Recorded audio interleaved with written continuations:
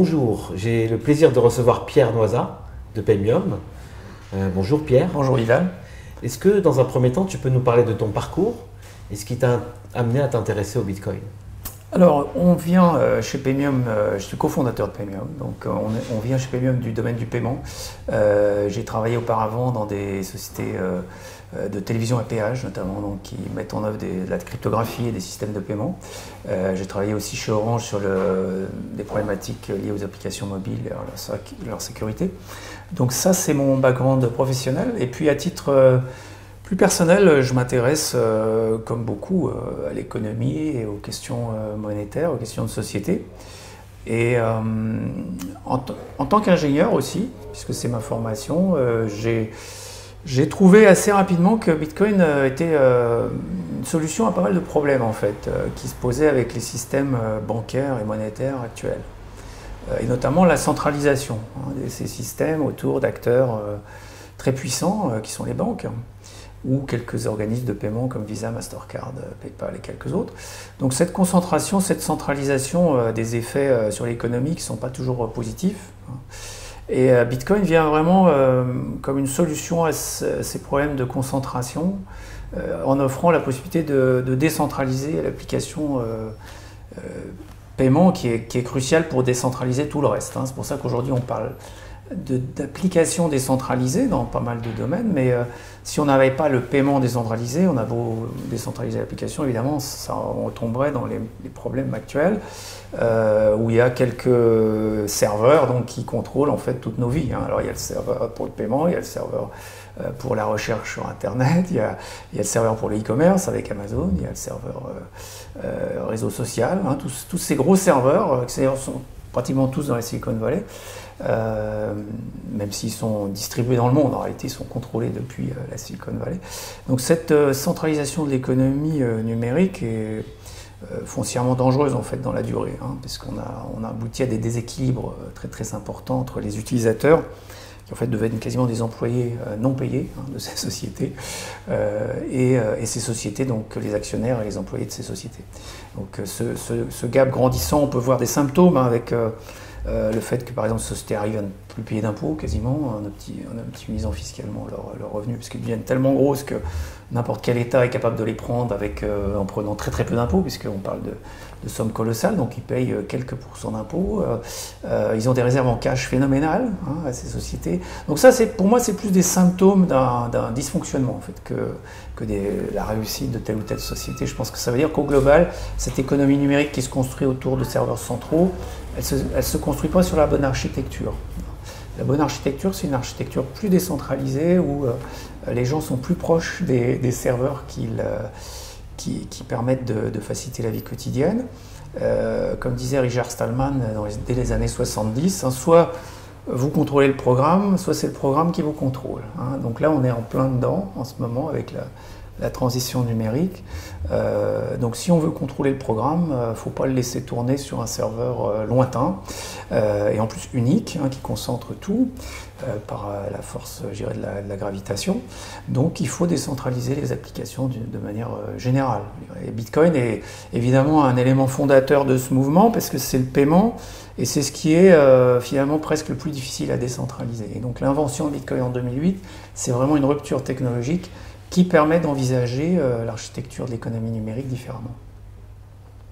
Donc voilà pourquoi je m'intéresse à Bitcoin. À présent, j'aimerais qu'on parle un peu plus de la société et que tu nous partages ton expérience, encore assez unique, de société Bitcoin.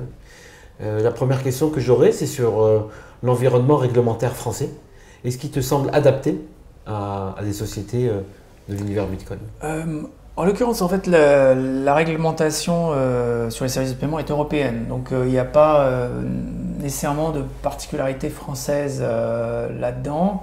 Ce qui est sûr, c'est qu'au début de Bitcoin, les banques étaient plus ou moins je dirais amicales avec les business Bitcoin et les startups Bitcoin. Et c'est vrai que certains pays l'étaient plus que d'autres. C'était plus facile d'ouvrir un compte bancaire en Pologne ou en Slovénie qu'en France, à un moment, ça c'est vrai. Donc ça a permis à ces pays-là ou aux startups qui étaient dans ces pays-là d'avoir un coup d'avance, effectivement, par rapport peut-être aux contraintes que nous on avait, je dirais en 2012-2013 sur ces questions. Donc ça n'a fait que donner un coup d'avance à des concurrents étrangers. Mais ça, c'est la loi du genre, parce que le résultat quand même aujourd'hui, c'est qu'on est, nous, leader en France, on est installé ici, donc on a fait quand même, je dirais, le plus dur. Finalement, on ne pâtit pas forcément dans le long terme de ces effets-là. Par contre, ça a un effet initial qui n'est pas négligeable. Donc, non, pas de particularité française, mais toujours peut-être une plus grande inertie, du fait que c'est un grand pays aussi. On a plus d'inertie que dans des petits pays, comme je disais, européens, où c'est plus facile d'avoir accès aux régulateurs, les décisions se prennent plus vite, etc. D'accord. Un autre aspect de ta société dont je veux parler, qui concerne toutes les startups, c'est la levée de fonds. Et comment es-tu perçu par le milieu des investisseurs quand tu pitches sur le Bitcoin, et quel regard ils ont sur le Bitcoin au-delà de ta startup? Ouais, alors effectivement, on a passé, à partir de 2011, donc puisqu'on existe depuis longtemps, on a effectivement été en recherche d'investisseurs pour nous développer plus rapidement, pour avoir un effet d'accélération. C'est vrai qu'en 2011-2012, c'était compliqué parce qu'on passait plus de temps à parler de Bitcoin que de parler de Paymium. Donc c'était un peu compliqué. Aujourd'hui, les choses sont un peu arrangées, mais pas forcément complètement, parce qu'aujourd'hui, ils ont entendu parler de choses comme la blockchain, mais c'est pas forcément voilà, significatif d'une compréhension vraiment profonde de la techno, et de ce qu'elle permet de faire, et surtout de la vision qu'on peut développer sur cette techno. Donc ça reste quand même compliqué, parce que les investisseurs, ils voient beaucoup de techno, beaucoup de startups, et je pense que pour eux, c'est plus facile d'investir dans quelqu'un qui propose un modèle centralisé. Facebook, ils veulent tous investir dans le prochain Facebook ou le prochain Uber. Parce que maintenant, c'est plutôt Uber dont on parle, mais c'est pareil, c'est le même modèle. Hein. De toute façon, c'est toujours le modèle du serveur central qui capture tout et qui, par vertical, hein, par métier, c'est toujours ce modèle-là qu'on entend pitcher partout. Donc, ils entendent ça toute la journée. Donc, c'est vrai que nous, on est sur un modèle complètement différent, décentralisé, open source. Donc, je dirais presque orthogonal par rapport à tout ce qu'ils connaissent. Donc ça reste une difficulté, quoi qu'on dise. Donc aujourd'hui, il y a en gros deux types d'investisseurs. Il y a l'investisseur normal qui est donc sur ce schéma, et puis il y a l'investisseur spécialisé Bitcoin et blockchain, parce qu'il y en a quelques-uns, ils sont rares. Et lui, il saupoudre, il va investir dans beaucoup de startups, un petit peu. Hein. Donc c'est assez compliqué finalement. Quand on veut faire par exemple une série A, c'est-à-dire lever des fonds plus conséquent, c'est forcément plus compliqué, puisque on doit à la fois expliquer qu'on est dans un contexte différent, mais en même temps on doit montrer les mêmes métriques que le prochain Uber, quoi. Donc c'est vrai que c'est un exercice qui n'est pas simple, mais on est assez confiant parce que la compréhension de la techno quand même progresse chaque année. D'accord. Et du coup, enfin, indépendamment du pitch et investisseur, comment tu penses que Paymium contribue fortement à l'adoption du Bitcoin? Je pense qu'on est quand même dans la 5e économie du monde en France, donc si ça ne se développe pas en France, ce serait un vrai problème. Donc on est très content d'être installé ici, de contribuer à l'émergence de cette technologie en France. Déjà pour que la France passe ce virage technologique de la meilleure manière, hein, c'est un peu comme les années web, hein. On est aujourd'hui sur ce réseau Bitcoin a beaucoup de similitudes avec le réseau web quand il a émergé, dans sa façon d'émerger, dans la façon dont il est apprécié par les acteurs installés. Donc c'est très important de faciliter cette adoption en France. Donc pour nous, c'est à la fois une motivation et un challenge formidable, hein, de participer à ça. Donc de ce point de vue, voilà, on est très content d'y contribuer. Contribuer par toutes les conférences, toute notre démarche, je dirais, de faire connaître notre offre au public français en particulier. Mais pas seulement, on vise aussi un public européen quand même. Et on peut même théoriquement servir un public dans 150 pays. Hein. Si on regarde la régulation, on est habilité à recevoir des clients du monde entier en fait. Mais c'est vrai qu'il y a un tropisme géographique qui fait que les gens ont plutôt tendance à se tourner vers un exchange qu'ils connaissent, qui est près d'eux, qu'un exchange lointain. Après, il y a effectivement des gens qui sont moins risk-averse, comme on dit, qui sont plus aventuriers, donc qui vont moins regarder cet aspect géographique, Et à ce moment-là, c'est vrai que des places peuvent paraître plus attractives, mais on a vu avec Bitfinex que d'être installé à Singapour ou à Hong Kong, c'est pas forcément aussi une garantie de sécurité et de pérennité de la plateforme. Très bien.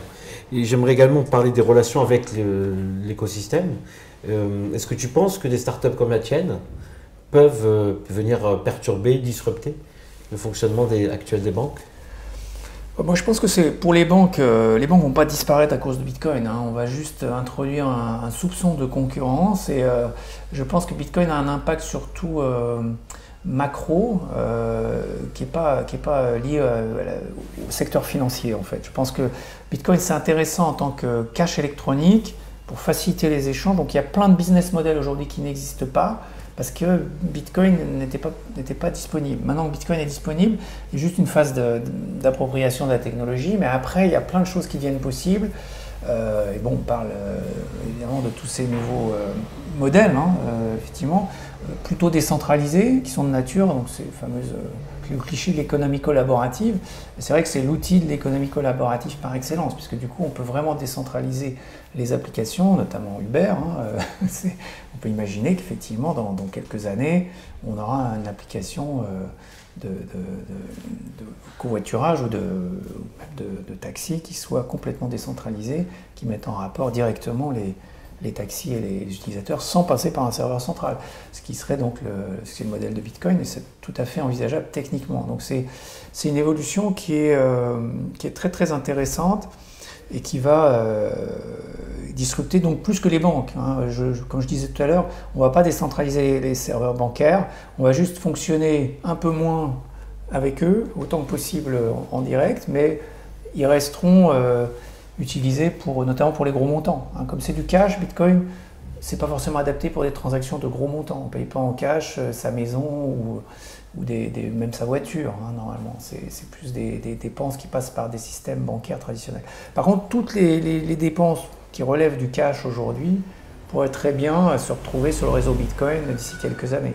Donc sur des montants qui correspondent aux montants habituels d'une transaction en cash. Merci pour ces éclairages. J'aimerais également aborder ta vision sur le futur. Comment tu vois évoluer le marché du Bitcoin dans les prochaines années? Alors, je pense que la demande de Bitcoin peut augmenter fortement avec l'usage. C'est évident, mais c'est pour le commerce électronique une possibilité forte que l'usage se développe, surtout avec les fameux canaux de paiement donc, qui vont se mettre en place hein, avec Lightning Network, donc des nouveaux développements sur la technologie de base Bitcoin. On peut imaginer que ces systèmes de micro-paiement se développent. Du coup, la demande de Bitcoin va augmenter pour satisfaire ces nouveaux usages. Et du coup, effectivement, le marché pourrait se rapprocher d'un marché de masse, je dirais. C'est ça qu'on anticipe. Donc, aller sur on va dire les 15%, hein, c'est les early adopters, dépasser donc cette barrière des 15% de la population qui utiliserait Bitcoin. Et quelle est ton opinion sur l'effervescence qu'on observe aujourd'hui autour de la technologie blockchain en général et au-delà du Bitcoin? Moi, ça me rappelle là encore les débuts du web, hein, où il y avait effectivement une effervescence pour essayer de s'approprier la technologie, notamment côté de Microsoft, qui à l'époque voulait effectivement, ou AOL, hein, bon, si on remonte dans le temps, au début du web, les gens voulaient privatiser finalement le web et proposer le web sous leur égide, en perdant de vue que l'intérêt du web c'était son ouverture. Hein. Donc je pense que sur Bitcoin il se passe un peu la même chose. Le principal intérêt de Bitcoin c'est son ouverture. Donc le fermer dans des fameuses blockchains privées dont on entend beaucoup parler, c'est un peu un contresens il me semble. Ça correspond pour moi à l'intranet. Hein. L'intranet par rapport au web, c'est pas la même chose. On se rend bien compte que c'est pas la même chose. C'est pas du tout le même impact macroéconomique. C'est pas un enjeu. L'intranet, c'est un enjeu interne pour une société. C'est pas sur l'intranet que va se passer quelque chose sur le plan business pour ces grosses entreprises. Donc je pense qu'elles se fourvoient totalement en pensant que le fait d'utiliser une blockchain privée est porteur d'avenir. Elles peuvent expérimenter des choses en mode privé, ça c'est sûr. Elles peuvent mettre en place des choses en interne sur une blockchain privée, mais le vrai enjeu qu'elles peuvent réussir ou rater, c'est la blockchain ouverte. Hein. Et aujourd'hui, c'est Bitcoin. Alors pourquoi c'est Bitcoin? Parce qu'elle a 7 ans et demi d'historique, je dirais, non pas un an, hein, pour certaines dont on parle beaucoup. Et surtout, elle est orientée sécurité. Or, c'est une infrastructure de sécurité. Une blockchain, c'est d'abord la sécurité qu'on recherche au côté immuable hein, de cette base de données, le fameux ledger, qu'on ne puisse pas venir le trafiquer, c'est sa première qualité. L'ouverture et le côté immuable du ledger distribué. Donc on perd ça sur les autres blockchains parce qu'elles ne sont pas sécurisées de la même façon. Et donc, ma vision à moi, c'est que ça va se développer sur le protocole de base Bitcoin avec des ajouts comme le Lightning Network et quelques autres idées très intéressantes comme les sidechains avec Rootstock et quelques autres très beaux projets.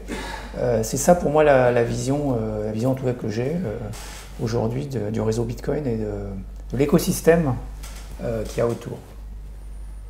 Merci beaucoup Pierre pour tous ces éclairages et à bientôt. Et pourquoi pas sur pemium.com. Merci. Merci.